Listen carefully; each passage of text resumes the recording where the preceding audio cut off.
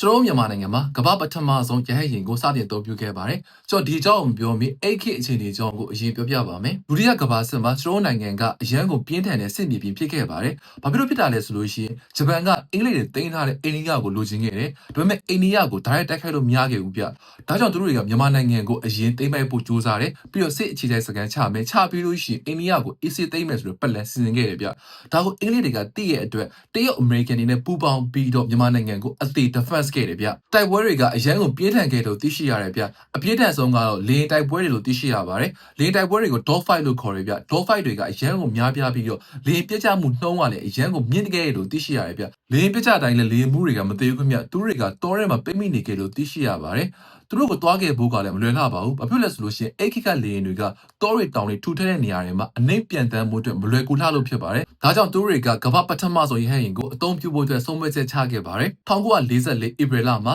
ယခုခေတ်အိန္ဒိယမြန်မာနယ်စပ်မှာပိတ်မိနေတဲ့စစ်သား3ယောက်ကိုကယ်ဖို့အတွက် mission တစ်ခုစတင်ခဲ့ပါတယ်။အဲ့ခေတ်ကအမေရိကန်တွေရဲ့လေယာဉ်အခြေစိုက်စကန်ကစကိုင်းဘက်မှာရှိပါတယ်။သူတွေကအဘာဒင်းလို့ခေါ်ရပြ homeland data ချင်းသွင်းမြေအပေါ်ဘက်မှာလို့သိရှိရပါတယ်။အဲ့နေရာကိုအခြေပြုပြီးတော့အိန္ဒိယနယ်စပ်ကိုတွားခဲ့ပါတယ်။တွားခဲ့တဲ့အချိန်မှာခက်ခဲရှိခဲ့တယ်ဗျ။ဘာလဲဆိုလို့ရှိရင်ကမ္ဘာပထမဆိုရဟတ်ယာဉ်ဖြစ်တာကြောင့်အရေးတွေညံ့သေးတယ်။အရေးတွေညံ့တဲ့ခါကျတော့တစ်ခါခင်တယောက်ပဲကင်းနိုင်ပါတယ်။ဒါကြောင့်လေယာဉ်က၄ခေါက်တွားခဲ့ရပါတယ်။၃ခေါက်ကလူကိုကယ်တာဖြစ်ပြီးတော့နောက်ဆုံးတစ်ခေါက်ကပစ္စည်းကိုတဲခဲ့တာကိုသိရှိရပါတယ်။ဘာပဲဖြစ်ဖြစ်သူတို့ရဲ့ mission ကအောင်မြင်ခဲ့ပါတယ်ဗျ။လေယာဉ်အမျိုးအစားက Seiko Sky YR4 ဖြစ်ပြီးတော့လေယာဉ်မှုနာမည်က Carter Harman ဖြစ်ပါတယ်။အဲ့ဒီကို American စစ်တပ်ကအခုတက်ထိ celebrate လုပ်သုံးပဲလို့သိရှိရပါတယ်။ဘာလို့လဲဆိုလို့ရှိရင် American တွေက helicopter ကိုအရင်ကြိုက်လို့ဖြစ်ပါတယ်။သူတို့ရဲ့ Iraq တို့ Afghanistan တွေကိုတိုက်တဲ့တိုက်ပွဲတွေမှာ Black Hawk ဆိုတဲ့ရဲရင်ကိုရှယ်သုံးပြီးတော့အသုံးဝင်ခဲ့ပါတယ်။ဟုတ်ကဲ့ပါဒါကတော့ကျွန်တော်မြန်မာနိုင်ငံနဲ့ပတ်သက်တဲ့အကြောင်းအရာကိုပြောပြပေးသွားခြင်းဖြစ်ပါတယ်။ Bro တွေလည်းကျွန်တော်ကိုပြောပြစေချင်တဲ့အကြောင်းအရာများရှိလို့ရှိရင် comment မှာဝင်ရောက်ပြောဆိုပေးပါဗျ